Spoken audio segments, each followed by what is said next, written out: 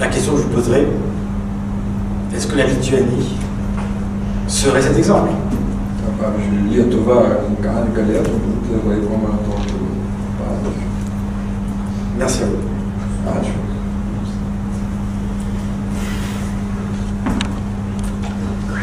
Ką, tai ačiū už profesorių už puikią paskaitą, pristatymą. Turbūt dabar jau visi žinosim, net ir iš gilaus miego pakelti, kas yra ta bergsoniškoji atvirosios visuomenės vizija. Matėm filosofinių refleksijų, istorinių, kultūrinių faktų ir galbūt dabar galėtumėm profesoriui užduoti klausimą. Jūs turbūt atėjote ne tik tai paklausyti, bet ir pasidalinti savo įžvalgomis, kaip sakant, atsiverkite, ką jūs galvojate apie atvirą visuomenę ir ko norėtumėt paklausti. Prašom.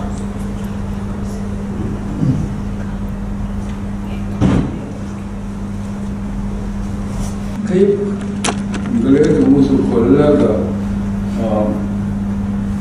interpretuoti šiuo metu vykstančią politinės filosofijos krizę ir būtent Bergsono prizmę?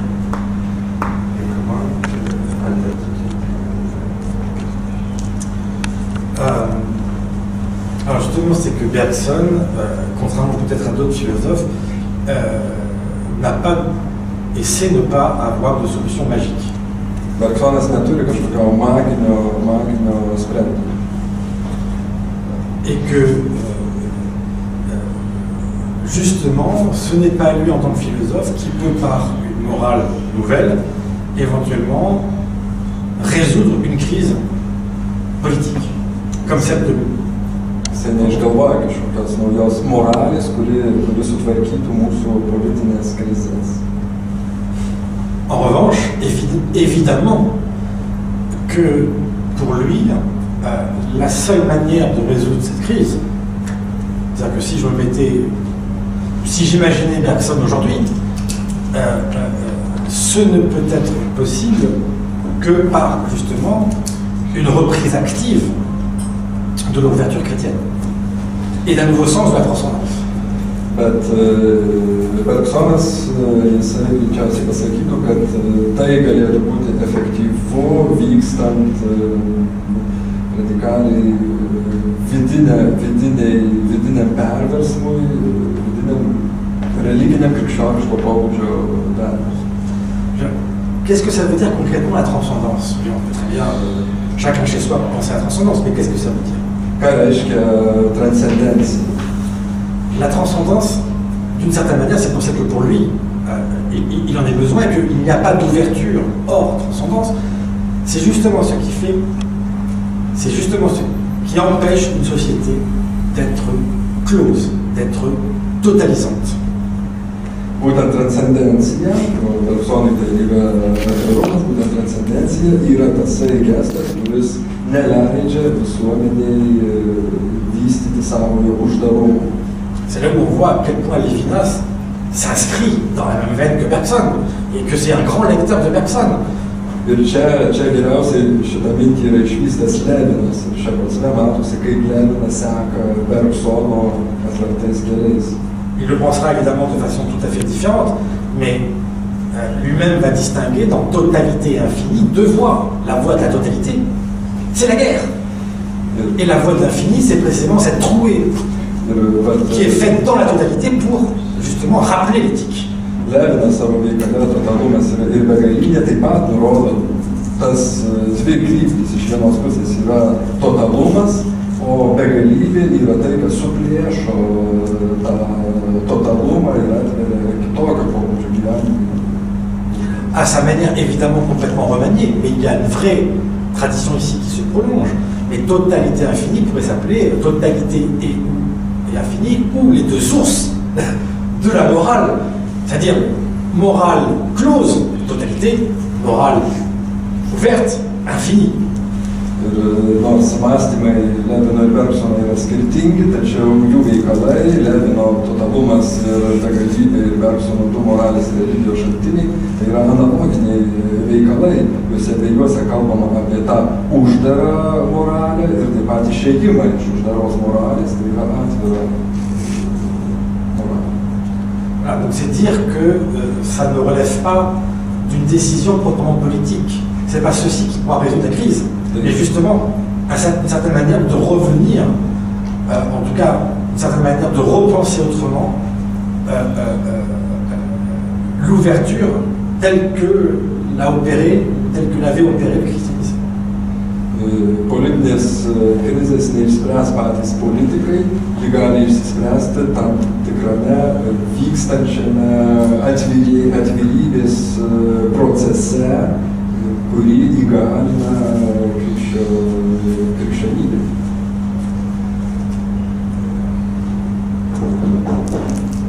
Norėjau paklausti, ar bergsoniškosios moralės, filosofijos ar bergsoniškosios mokyklos kontekste galima kalbėti apie daugelį moralių, daugelį tapatybių, ar toks reiškinys yra tyrinėjimas. Nes tai labai susijęs su atvirumu arba integralumu. Tai trys savokos – integralumas, daugelis tapatybių, daugelis moralių. Šiuo metu Europoje galima kalbėti apie krikščioniškąją moralę, pavyzdžiui, ir eurobiurokratų moralę, kurios ganėtinai skiriasi. Tai daugelis moralių, daugelis tapatybių ir integralumas. Va tos savokos, ar jos kaip nors atspindi?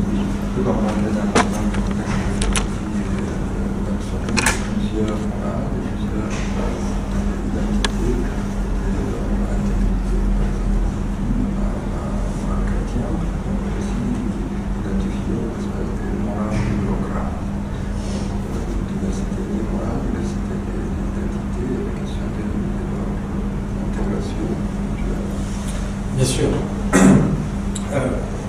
C'est pour ça qu'il dit deux sources de la morale et de la religion. Tai būtent taip galima, būtent dėl to Bergsonas ir kalba apie du moralės ir religijos šaltinius. C'est-à-dire que il y a plusieurs morales, c'est justement cela même que constate Bergson. Yra daug moralių. Et que parce que le christianisme au fond revient au sein même de la morale à son principe véritable, qui au fond n'est pas moral. Ir todėl, kad krikščionybė įeina į moralumo pačias šaknis, kurios jau nėra vien morališkos. Que toute morale, ou toute religion qui, en quelque sorte, reste morale ou religion nationale ou sociale, qui est immanente ou intégrée à la société, sera toujours au fond une morale complice des guerres. Une morale Ir visos moralės arba religijos, kurios abie nėra užčiuopusios to pačio giliausio šaltinio, jos visada bus uždaros visuomenės, taigi ir karo sąjungininkės. Donc je ne sais pas si les bureaucrates ont une morale. Nežinau, ar biurokratai turi moralę. Mais s'ils avaient une morale, ce serait indéniablement pour Bergson une morale close. Bet jeigu jie ir turi kažkokią moralę, tai pagal Bergsoną jų moralė yra tikrai uždara moralė. Maintenant, je nuance. Il ne s'agit pas d'opposer justement morale close et morale ouverte. C'est-à-dire qu'il n'y a jamais qu'une morale. Simplement, les deux sources, l'ouvert et le close, sont toujours mélangées. C'est-à-dire que même nous, il ne s'agit pas de dire que je suis complètement ouvert, c'est pas possible. On serait des saints. Il s'agit simplement de dire qu'en nous, il y a un équilibre entre le clos et l'ouvert. C'est-à-dire que dans nos morales, il y a évidemment une manière d'être un peu bureaucrate. C'est-à-dire qu'il faut que tout soit rangé, à un moment donné. Problema yra ta, kad šios dvi moralės kiekviename iš mūsų yra persipynusios, nes kiekvienas savyje galime atrasti biurokrato ir galime atrasti kažko giliau. Et il y a aussi, évidemment, dans cette même morale, quelque chose justement qui échappe à ça. Vous voyez, qui permet justement de dépasser ce bon ordre, qui doit toujours être inquiété. Parce qu'on ne sait jamais si cet ordre n'est pas, si je puis dire, un désordre. Ne cache pas un désordre plus profond. On ne sait jamais si cette justice, celle que nous pratiquons, ne cache pas une injustice plus profonde. kiekvienoje moralėje ar tvarkoje ar teisingume mums reikia labai atidžiai žiūrėti, ar toje mūsų moralėje neslypi kažkas amoralaus, ar tame mūsų vyraujančiame teisingume neslypi kažkas labai neteisingo ir toje mūsų labai aiškioje tvarkoje iš tiesų nėra kažko, kas yra labai netvarkinga.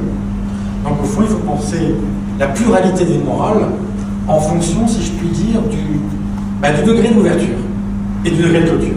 Taigi apie moralių tą daugį reikia mąstyti dinamiškai kaip apie atvirumo ir uždarumo, atvirumo ir uždarumo laipsnį. Voilà, c'est ce que je répondrai. Et d'une certaine manière, alors concrètement, comment on pourrait d'ailleurs distinguer quelqu'un qui pratique une morale ouverte, ou entrouverte, parce que jamais on n'arrivera à l'ouverture totale. Kaip atskirti tą, kuris iš tiesų praktikuoja atvirą moralę, žinant, kad niekas tobulai tos atviros moralės nepraktikuoja, kiekviename iš mūsų, kad ir kokie atviri užnami yra uždarumo. À quoi pourrait-on reconnaître en quelque sorte un petit peu ce sentiment d'ouverture au sein même de la morale? Kur mes atpažįstame tą atvirumo pajautą, atvirumo dimensiją ir atvirą moralę? Eh bien, c'est justement peut-être ce qui fait que nous ne pouvons pas faire notre devoir la conscience tranquille. Nous sommes en quelque sorte toujours inquiets, même quand on se croit moral. Todėl, kad tas, kuris tikrai atviras, jis niekada nepasitenkins to, kas vadinama apsiraminusią sąžinę, grinai pareigos įvykdymą. Net jeigu atviros moralės žmogus, net jeigu jo visos pareigos yra įvykdytos, jame bus kažkas, kas neleis jam apsiraminti. Donc au fond, c'est peut-être ça qui fait, ou qui pourrait même concrètement discerner une personne ouverte, c'est l'inquiétude. Ir galbūt šitas vidinis nerimas leidžia atskleisti, parodyti, kad žmogus yra tikrai iš vidaus realiai atviras. On n'est jamais sûr de faire le bien. Et on ne peut pas avoir la conscience tranquille. Toujours. Ce serait ça en un sens, peut-être. Voilà. Concrètement, ce que pourrait signifier l'ouverture. Nesame niekada įsitikinę, kad darome tikrai viską gerai. Žmonės, kurie yra įsitikinę, kad jie tikrai daro viską gerai, čia yra uždarumo požymis. Atviras žmogus, jis niekada nėra įsitikinęs savo tobulų teisingumu, tobulą moralę ir taip toliau. Alors, justement, à la rigueur, pour montrer l'opposition, la morale kantienne, lorsqu'elle est, si je puis dire, pratiquée de façon servile, comme Hannah Arendt l'a montré pour Eichmann, kaip Hannah Arendt parodė Eichmanno atveju, kada kantiškoji moralė yra praktikuojama vergiškų pavidalų.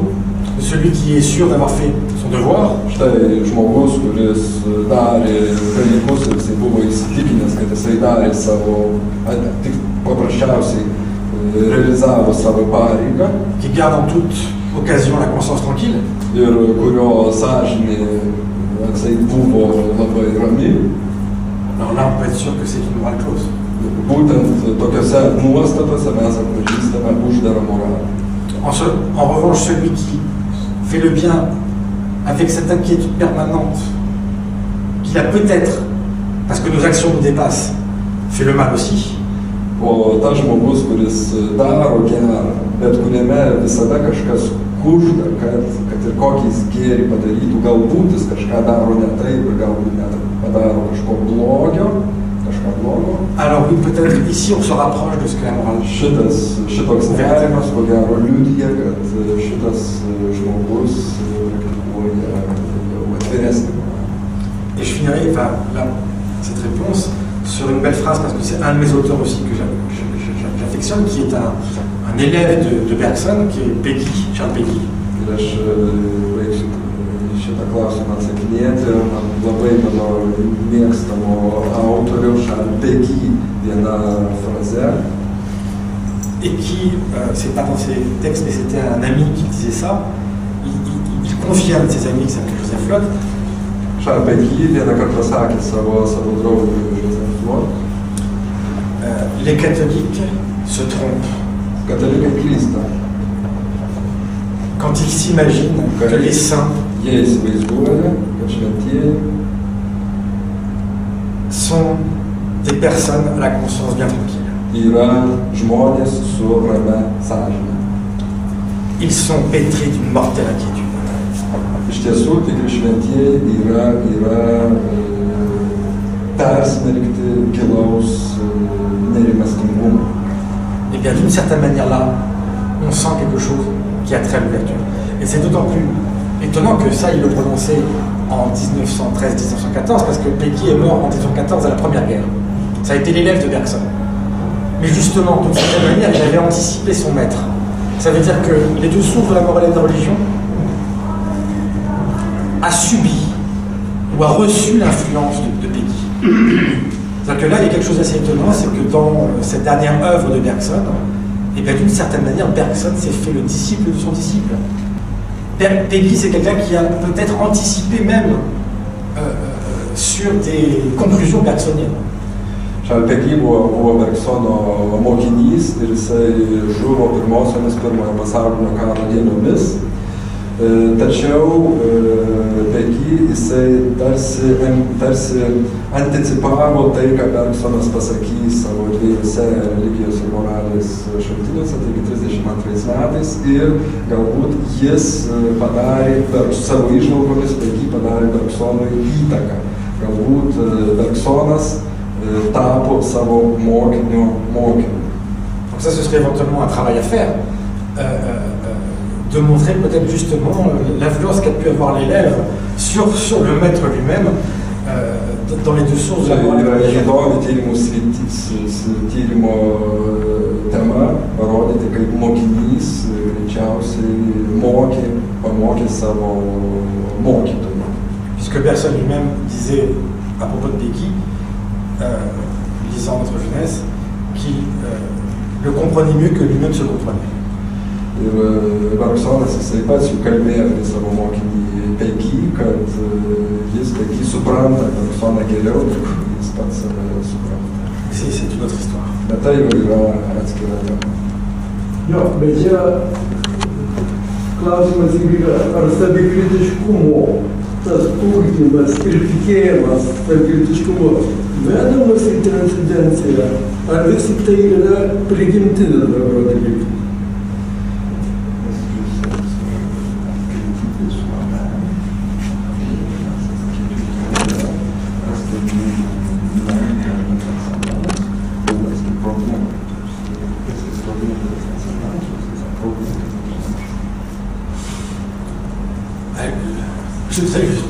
D'une certaine manière, non, elle provient de la transcendance. Elle montre justement qu'on ne peut pas s'en tenir à l'immanence du clos.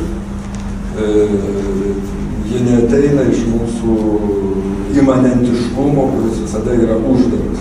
Pour le dire encore autrement, Bergson dit il faut une émotion. On va parler d'inquiétude, mais Bergson dit il faut une émotion.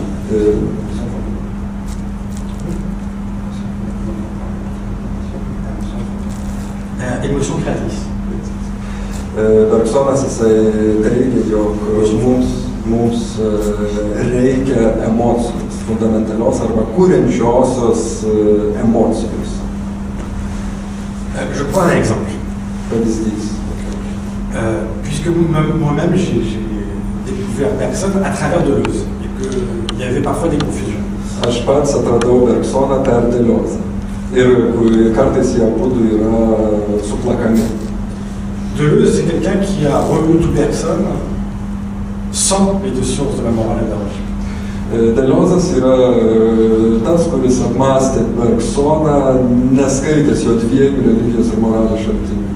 Au fond, Bergson s'arrêtait avec l'évolution créatrice.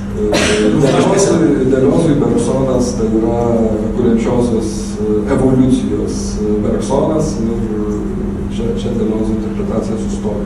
Donc, oui, Deleuze aussi, à sa manière, il a voulu penser l'ouverture, mais dans l'immanence. Deliozas, kitaip tariant, kitais žodžiais, Deliozas jisai yra tas, kuris mąstė atvirumą, tačiau grinai imanencijoje, be transcendencijos. Donc là, on aurait deux possibilités. Une ouverture dans l'immanence et l'autre, justement... Ir čia yra dvi galimybės - atvirumas imanencijoje ir atvirumas per transcendenciją. Effectivement, pour les deux, c'est une certaine disposition de la personne. Ce n'est pas un agrandissement, c'est quelque chose qui s'opère en nous. Ir tai yra dvi mumise, du skirtingi mumise veikiantys pajėgumai. Et je rejoins ce que je disais au début sur le fait qu'aujourd'hui on ne sait plus très bien où est notre gauche, où est notre droite. Pasimetimas tarp jų ir lemia tai, kad mes nežinom savo kairės dešinės pasimetęs. Et donc beaucoup de politiques citent à ce moment-là, aujourd'hui d'ailleurs, Deleuze. Dans l'abécédaire que peut-être vous connaissez, c'est magnifique, où il parle, il est interviewé, et à la lettre G, on lui demande, mais qu'est-ce que la gauche pour vous? Šiandien politikai taip pat kalba apie Deliozą ir yra cituojami ten toks žinomas Deliozo abėcėlė, taip, kur ties raidė G, tai yra prancūziškai gauche, kairė, klausima Deliozo, kas yra jums kairė. Et on va voir, il y a quelque chose qui ressemble à Bergson et il y a quelque chose qui n'a rien à voir avec Bergson. Dans la définition. Deliozo atsakyme yra kai kas labai susijęs su Bergsonu, o kai kas visiškai skiriasi nuo Bergsono. Il disait, être de droite, en fait, ou être de gauche, c'est une affaire, c'est pas une affaire de morale, c'est une affaire de perception. Deliozas teigia, jog būti iš kairės ar dešinės, tai yra kažkas, kas nepriklauso nuo moralės, o tai yra kažkas, kas priklauso nuo suvokimo būdų, suvokimo būdų. Alors, il ne s'agit pas pour moi de valider cette définition, simplement de faire comprendre ce que veut dire Bergson. Aš čia norėčiau ne tiek paaiškinti, ką Deliozas turėjo omeny, kiek paaiškinti, ką Bergsonas, kokia yra Bergsono mintis. Donc c'est ça veut dire. Donc être de droite, c'est une affaire de perception, ça veut dire que c'est commencer par soi, puis ensuite penser ses proches, sa famille, ses amis, son quartier, son pays, et puis progressivement en arriver jusqu'à la Chine. Pour Deleuze.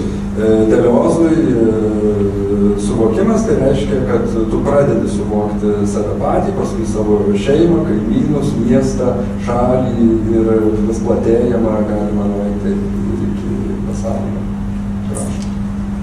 Et évidemment, dans cet état d'esprit, évidemment, on pense aussi aux Chinois. Je veux dire, on n'est pas simplement centré sur soi, mais on est parti de soi. Et par progrès insensible, on arrive aux Chinois et on se dit, oui, effectivement, il y a des problèmes, etc. Ateiname iki Kinijos ir mąstam, reiškia, apie save, galime mąstyti apie Kiniją ir apie jos problemas. Et on imaginerait bien l'Europe entre mon quartier et les Chinois, juste au milieu qui serait... Vyksta jungtis tarp to, kas vyksta mano kvartale ir kas vyksta Kinijoje. Et il disait, eh bien, être de gauche, justement, c'est pas ça, c'est une affaire de perception. Ça veut dire tout d'un coup un changement dans la manière de percevoir le monde.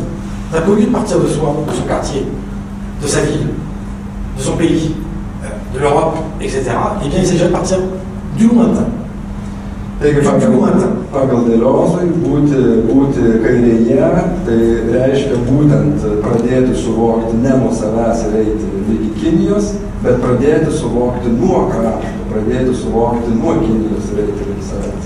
Et il prend l'exemple, il dit, voyez, par exemple, c'est l'exemple qu'il prend, et c'est ça qui va m'intéresser. Les Japonais, c'est ce qu'ils font.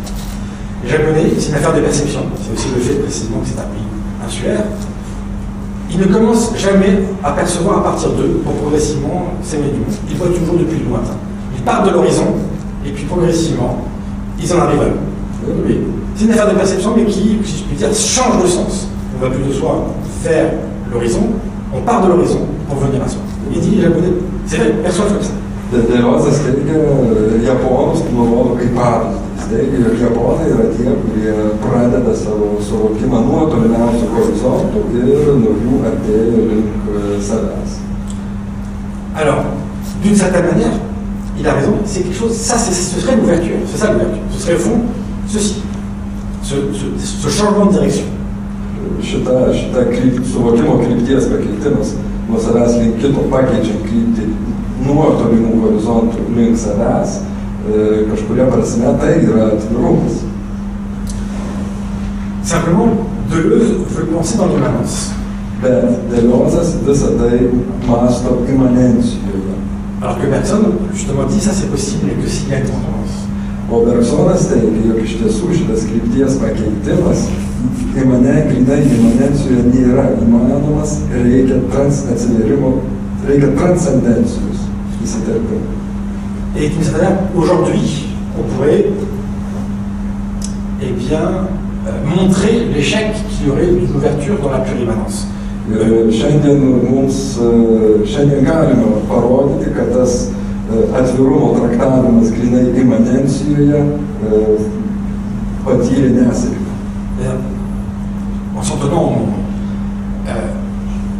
Premier argument contre Deleuze, Pirmasis argumentas, kurį galime pasakyti. Même si j'ai été amené à beaucoup voyager au Japon et que j'aime le Japon, c'est avant de t'en dire autre chose. Aš daug važinėjau pasaulį, taip pat buvau Japonijoje, man Japonai išvis mėgsta, man patinka. Mais c'est que le Japon, même dans sa manière de voir depuis l'horizon et remonter à soi, n'a jamais empêché le Japon d'être une puissance économique qui derrière. Tačiau yra akivaizdu, jog Japonai su tuo savo suvokimo būdu nuo horizontų einančių veiksnių link savęs, tai jiems nesutrukdė būti kai kuriais laikotarpiais itin nuožmia kariaujančia nacija. C'est leur manière de procéder. Ils voient ce qu'on fait, ils le font mieux, et ils nous revendent. Ça, c'est japonais, c'est très bien. Mais c'est pas ça qui fait une âme ouverte. Ir Japonai su tuo savo žvilgsniu nuo horizontų link savęs, jie taip pat gali būti labai puikūs technikos kūrėjai ir gali padaryti labai nuostabių dalykų ir mums juos parduoti, tačiau nuo tų jų siela nebūtinai yra atvira, tai daro. Et deuxième argument, eh bien d'une certaine manière, justement, Deleuze parlait et disait 185 avant l'arrivée d'Internet. Et aujourd'hui, Deliozas yra dar vienas argumentas, ir Deliozas apie tai kalbėjo 85 metais, taigi dar prieš atsirandant internetui. Mais aujourd'hui, eh bien, d'une certaine manière, on pourrait tout à fait dire que ce que Deleuze disait se vérifie, se réalise avec Internet. Bet šiandien galima teigti, kad tai, ką Deliozas teigia, šiandien tai realizuojasi kartu su internetu. Depuis chez moi, il est évident que maintenant, je sais ce qui se passe dans les quatre coins du monde. Ce qui était même encore il y a 30-40 ans inenvisageable. J'avais des bribes d'informations par le journal. Šiandien tai, kas, kai sėdžiu savo kambaryje, per interneto būdu aš galiu žinoti, suvokti tai, kas dedasi bet kuriame pasaulio krašte. Donc, c'est des instruments de perception. C'est ce que dit Deleuze. Internet, c'est un instrument de télévision, littéralement, c'est-à-dire de vision à distance. Je vois depuis le bout du monde. Internetas tai yra suvokimo būdas, tai yra tarsi toks televizijom, tai yra vizija, matymas, kuris pas mane ateina per distanciją. Donc ouverture, mais dans la plurimanence. Tai yra atvirumas, tačiau visiškoje imanencijoje. Est-ce que ça m'inquiète? Est-ce que ça m'émeut toujours? Ar tai mane žadina nerimastingumą? La réponse est non. Ne. Il n'y a que mes yeux. C'est pas une affaire de perception. Deleuze a tort. Ce n'est pas qu'une affaire de perception. Mes yeux voient au bout du monde. Je suis devenu en quelque sorte le contemporain de tout ce qui se passe dans le monde. J'ai des yeux pour le voir, mais en un sens, je n'ai rien pour que ces yeux pleurent. Aš matau per internetą visą, kas dedasi bet kuriame pasaulio krašte, tačiau tai nebūtinai mane verčia nerimauti ir verkti dėl to, kas dedasi. Je peux savoir exactement ce qui se passe à Mossoul. Galiu puikiai žinoti per internetą, kas vyksta Mosulyje, Alep, Alepą, n'importe où. Bagdade ir kitose visose vietose. Est-ce qu'il y a conversion? Est-ce qu'il y a véritablement Vien nuo tos žinios man jie įvyksta vidinis perversmas. On reste dans l'immanence. Ce qu'il faut. Todėl, kad mes liekam grynai imanencijų. Et évidemment, il faut, pour qu'il y ait véritable conversion, non pas simplement que nos yeux puissent se porter au bout du monde, qu'il y ait, si je puis dire, une conversion du regard. C'est ce que disait Deleuze. Il faut évidemment une conversion de cœur. Il faut que notre cœur rejoigne, évidemment, aussi ce que nos yeux peuvent voir. Taigi, tam, kad įvyktų tas vidinis perversmas, vien akių lauko suvokimo praplatėjimo neužtenka, reikia, kad įvyktų kažkas širdyje, reiktų, kad įvyktų kažkoks širdies judesys, kuris prisijungtų prie to, ką mato mūsų akis. Tai yra tas. Taip, aš taip pat paklausti norėčiau. Turbūt krikščionišką atvirumą galima suprasti kaip gebėjimą integruoti laikas nuo laiko kai kurias pasaulietiškos kultūros idėjas ir tai yra ženklinama kaip tam tikras krikščionybės arba katalikybės atsinaujinimas. Jeigu apie senus laikus, tai aristotelizmą galima prisiminti. Ar būtų galima bergsonizmo ir krikščionybės arba katalikybės tikriau sąveikoje įžvelgti kokie katalikybės intelektinio atsinaujinimo ar tokio šaltinių.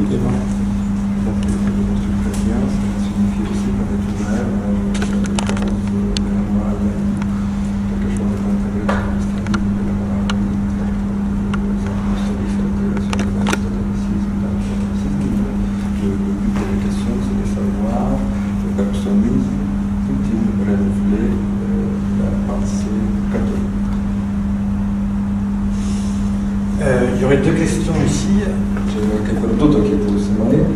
La première est de savoir si la morale doit être nécessairement chrétienne pour être ouverte. Klausimas, ar moralė turi būtinai būti krikščioniška tam, kad būtų atvira morale? Ou s'il n'y a pas aussi une morale ouverte laïque? Ar nėra iš tiesų ir pasaulietiškos moralės, kuri yra autentiškai atvira? La réponse, c'est qu'il y a évidemment des morales laïques ouvertes. Atsakymas yra tas, kad iš tiesų be abejo akivaizdu, kad yra pasaulietiška moralė, kuri gali būti atvira. Et que ça c'est la lecture très superficielle qu'a pu faire Popper de Bergson.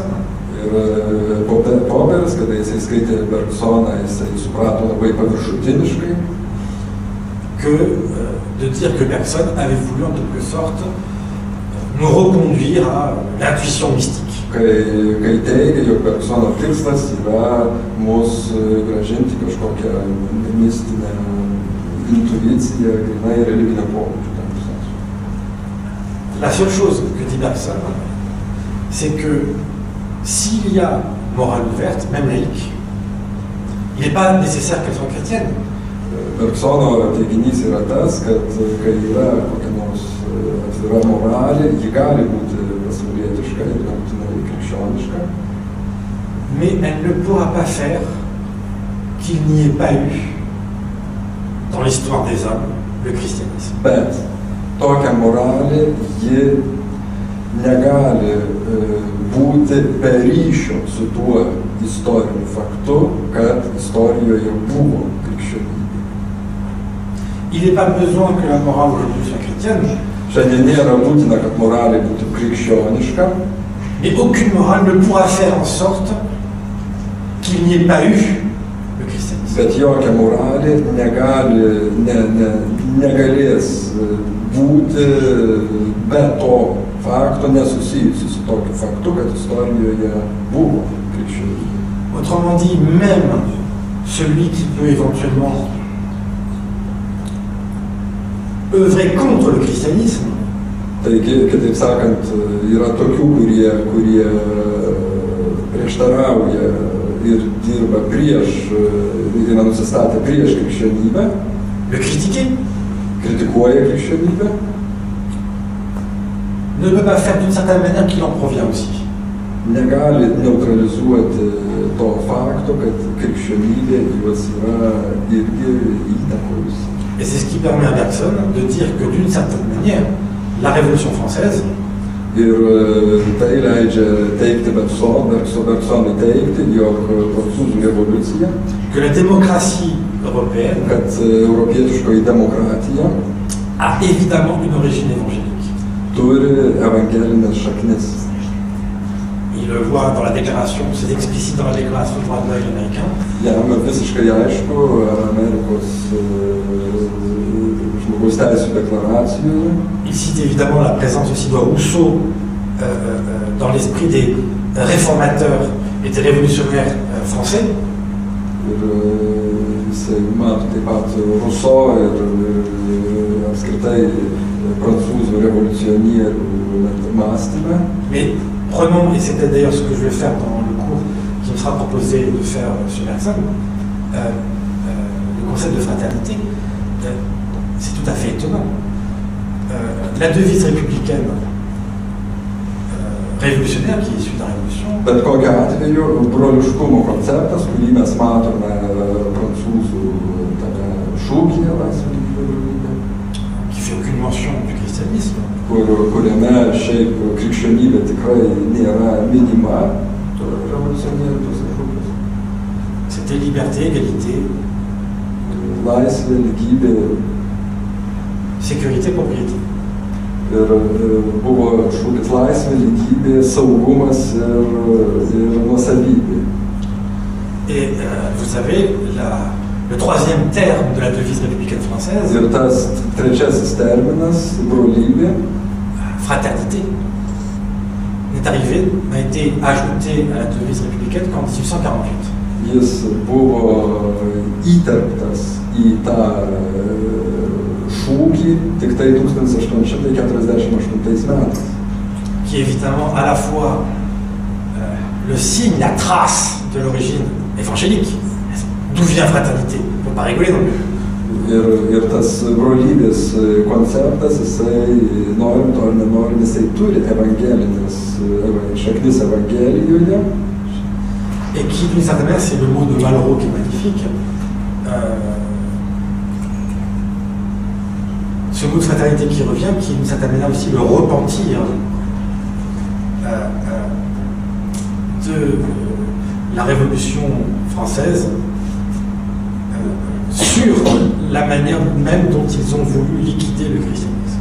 Ir pasak Malraux, tai tas žodis buvo integruotas brolybės žodis, tarsi atgailos aktas dėl to būdo, kuriuo vyko Prancūzijos revoliucija, norėdama likviduoti ir išstumti krikščionybę.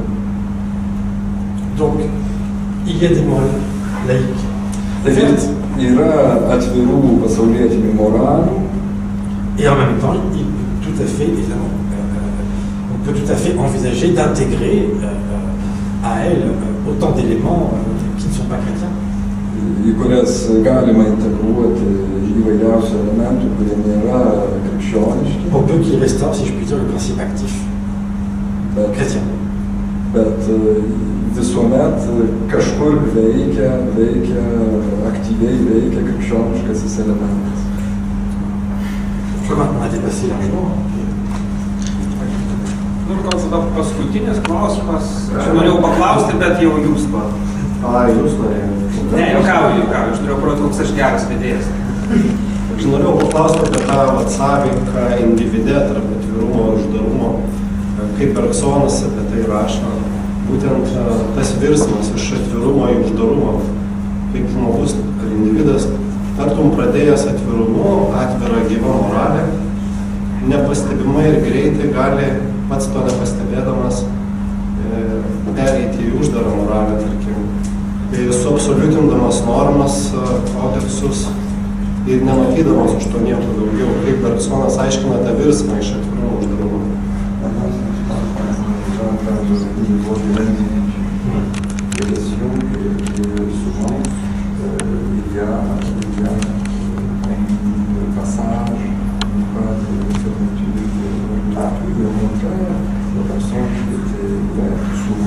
Voici les de nouveau, il sait faire. Voilà comment expliquer ces passages. Ah, ce passage-là, je vais vous répondre. Ce passage est naturel. Les âmes, les personnes s'ouvrent à un moment donné. D'ailleurs, c'est parfois à l'occasion d'une émotion brute, d'une injustice telle qu'elle a été vécue, dont on a été le témoin. Šitas perėjimas iš atvirumo į uždarumą tai yra kažkas žmoguje natūralaus. Žmogus yra iš prigimties tarsi nukreiptas į uždarumą. Jis galėjo būti atviras, bet kažkas įvyko, pavyzdžiui, neteisingumo aktas ar panašiai, ir jis ima užsidarinti. Et une fois que l'ouverture s'est faite, le plus souvent, la personne, le plus souvent, a tendance, c'est la nature, à se refermer. Ir atviras žmogus, atvirumas gali būti įvykęs, tačiau tendencija link uždarumo ji veikia tarsi iš prigimties, natūraliai. C'est pour ça qu'il n'y a jamais d'âme ouverte, c'est toujours une âme qui s'en trouve. Štai kodėl niekada nėra tobulai atviros sielos dvasios, yra vis nuolat atsiverianti dvasia. Et à la rigueur, c'est normal. Je reprends l'exemple de Peggy. En France, à la fin du 19e siècle, il y a eu l'affaire Dreyfus. Ir vėl paimsiu pavyzdį, prisimindamas Peggy ir žinomas labai Prancūzijoje pavyzdys, tai yra 19 amžiaus pabaigoje vykus Dreyfus byla. Un capitaine de l'armée française Prancūzijos armijos kapitonas a été condamné, exilé, alors même que tout d'un coup on découvrait son innocence. Buvo nuteistas ir ištremtas, nors buvo aiškiai matoma, kad jis nekaltas. Là, on a au fond l'exemple parfait d'une âme qui s'en trouve. Tout d'un coup, une injustice éclate, aucun Français ne peut l'ignorer. Matome, kad neteisingumo aktas yra daromas ir tai visi akivaizdžiai mato, visi prancūzai. C'est pas une injustice qui me concerne, c'est pas une injustice qui a été faite à ma famille. Tai yra neteisingumo aktas, kuris yra krenta ne ant manęs, ne ant mano šeimos. Donc, elle s'en trouve. Mais après, vous pensez que, d'ailleurs c'était un peu la folie de Peggy, mais vous pensez que ensuite on sera sensible à toutes les injustices? C'est hyper fatigant. C'est hyper fatigant de lutter contre toutes les injustices. Alors une fois, on se bat pour l'affaire Dreyfus, mais vous pensez que le lendemain, on va continuer à se battre pour un autre? C'est très fatigant. Ça veut dire que le plus souvent, on revient à une certaine clôture. Ir kovoti už neteisingumą, kuris yra padarytas kažkam, yra iš prigimties labai varginantis dalykas. Ir mes esame linkę, jeigu tas neteisingumo aktas yra padarytas ne mums, o kažkam, tai palikti nuošalyje, kas ir vyko Dreyfuso bylos atveju, ir tai liudija geriausiai mūsų tą vidinę tendenciją link uždarumo. Donc il n'y a rien de plus naturel que ce refermement. C'est pour ça d'ailleurs que le plus souvent, mais là je ne veux pas non plus faire, enfin, mais en France en tout cas, enfin je ne sais pas, mais à 20 ans on est de gauche, enfin c'est pas de loi, et à 60 on est de droite. Je veux dire, on se referme. Si on prend le... C'est normal. Tai pastebima su amžiumi, 20 metų esame dažnai labai atviri ir taip toliau, sulaukę 60 konstatuojame, kad to atvirumo nėra likę. Tai yra kažkas, tas ėjimas. Ce qui ne veut pas dire que c'est le chemin naturel, mais ce qui ne veut pas dire que c'est pas aussi... Enfin, que la possibilité contraire n'existe pas. Tai jokiu būdu nereiškia, kad negalima būti atvirkščiai ir kad yra tokia natūrali tendencija. Il y a des âmes qui s'ouvrent à mesure. gali būti ir atvirkščiai, vis labiau atsiverti. Le cas de Victor Hugo, par exemple. Pavyzdžiui, Viktoro Hugo atveju tai labai aiškiai matosi. Kuo senesnis buvo, tuo vis labiau vėris. Et comme dirait Pékin, c'est un manière, c'est un homme qui rajeunit. Bet ir Pegi, Hugo atveju sakė, kad tai yra siela, kuri vis jaunėja. Tarsi būtų prieš baigį.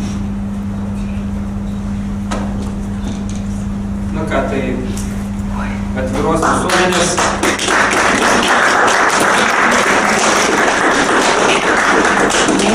Atviros visuomenės vardu leiskite atsiprašyti, kad tenka uždaryti šitą mūsų susitikimą, bet manau, sieloje širdėje išliksite atviri, turėsite tą nerimastingumą, bergsonišką prasme, kuris reikalingas atvirai visuomeniai ir dar turėsim tikrai ne vieną atvirą pokalbį, atvirą susitikimą. O dabar mes profesoriui Kamiliui labai dėkojam ir jums dėkojam ir iki kitų susitikimų.